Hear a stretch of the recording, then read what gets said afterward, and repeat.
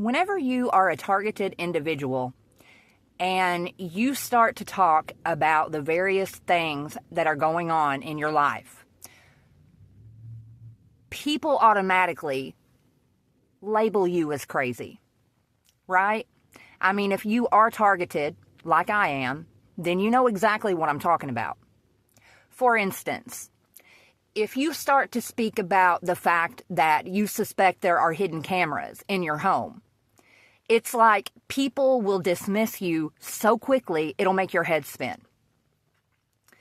And I have to imagine that they do this because, sure, maybe it sounds absurd, maybe it sounds outrageously unbelievable.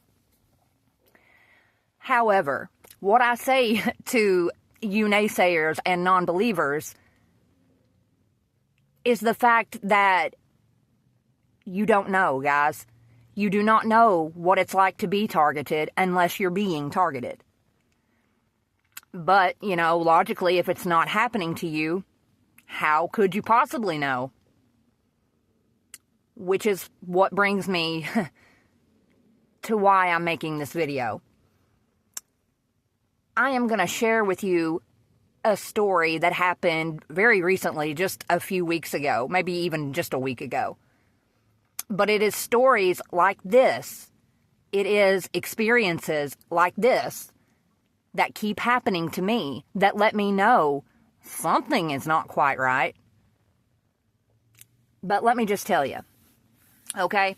So I was in my apartment at the last sober living place that I was living in, whereupon I shared my 2-bedroom apartment with 3 other women. So you can imagine, in our shower, everyone had at least one razor, if not more. Everyone had at least a bottle of shampoo and conditioner. It was like tight quarters in the shower. And I was taking a shower one day, and I turned around to reach for the shampoo or something like that. And in the process of doing that, I knocked down someone else's razor, and it almost landed on my foot. And, it was just like, oh gosh, it sucked or whatever. But I didn't think twice about it until maybe a couple hours later, after I'd gotten out of the shower, our house mother there at the sober living sent out a message in our group chat that said, ladies, I'm going to need for you to take your razors out of the shower. You are not to leave them in there anymore. Just take them in when you need to use them, and when you're done showering, take them out with you. Because it is too dangerous to leave them in the shower with you. So you mean to tell me that a couple hours before, when I was showering, in the shower, I almost hurt myself with someone else's razor, and directly after that incident, our house mother warns everyone to not leave their razors in the shower because it could be dangerous? You mean that's a coincidence? I don't think so. I don't think it is. And 2 different logical reasons pop into my mind as to how something like that could have taken place.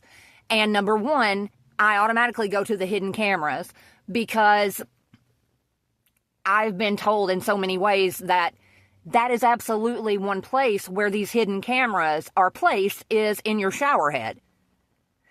The second logical explanation that I come to are monitoring spirits. I think, well, are there monitoring spirits with me when I shower and they are reporting back information?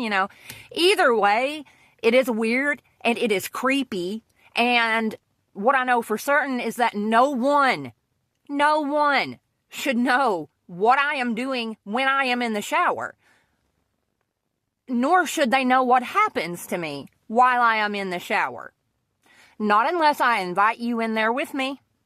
And there was no one invited that day, I assure you. Right? So, yeah, world. Things like that make me suspect that there are hidden cameras in my living quarters. And weird instances happen like that all day, every day. I mean, I'm not kidding. There are so many that I have to start writing them down. Because if I don't, I'll forget them. That is how often they occur. Much love.